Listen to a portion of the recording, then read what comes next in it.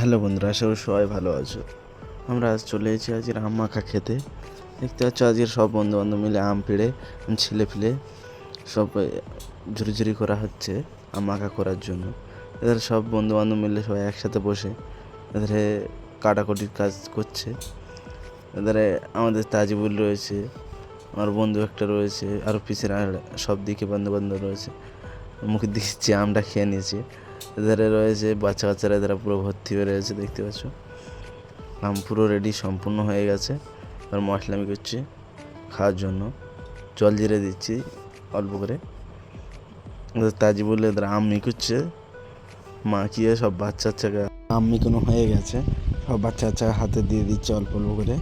এধারে সব সম্পূর্ণ আম মাখা রেডি হয়ে গেছে। এদের আমার বন্ধু খেয়ে বলছে দারুণ হয়েছে। আম মাখাটা কেমন হয়েছে কমেন্টে জানিও।